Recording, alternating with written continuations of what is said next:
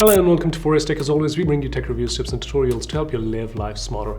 This right here is the Dell Latitude 3510. And for those of you who don't know, Latitude compared to Inspiron is targeted for business users. And therefore is more pricier than the Inspiron, and for the same reason as you must have guessed, is more nicer, it's a little thinner and better in performance, supposedly. Even though it weighs around 4 pounds, it still doesn't feel bulky, but it's evenly weighed on all sides, and I could single-handedly carry it around. Although simple, but it doesn't feel obsolete for year 20. So we don't have the regular silver or glossy black on this laptop like the Inspirons usually get, but the dark grey on this feels much nicer for the whole look and feel of this laptop, especially this matte finish you get on this one. You can open it up single-handedly and the system turns on, and yes, you can disable this auto on function if you wish doing so. There's no wobble in the screen or deck while opening, and it can tilt back all the way flat. We do have fingerprint built in on the touch power button to turn it on manually.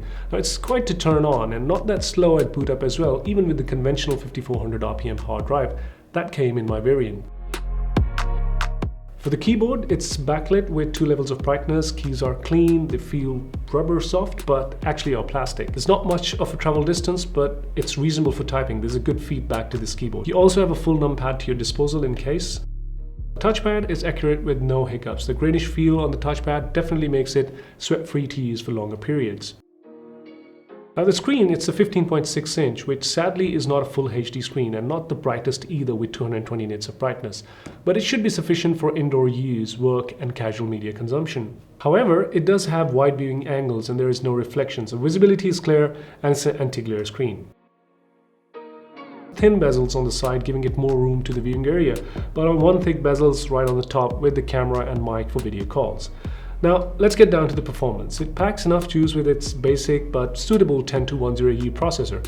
However, this variant has only 4GB RAM and 1TB 5400 RPM hard drive. You can choose for more RAM and SSD if you wish doing so.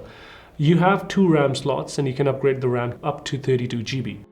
I would suggest you opt for a SSD version with 8GB RAM, which I think is coming for around £800 in the UK. I'll pin the link in the comments. But coming back to the performance, your most office business tasks should have no trouble running, and the 3-cell 40-watt-hour battery will give you a reasonable juice for your work hours. Now this laptop peaked at 100 degree with 100% CPU loads when I ran the Cinebench 15 on it, and it averaged at 90 degrees, so that's a little too much. One of the reasons behind it probably is having intakes on the back and the dissipation at the bottom. Now, since this is a thin and lean design, there's not much room for the laptop to dissipate the hot air coming out from the laptop itself, which is why a little assist at the bottom does help the laptop run cooler and perform better.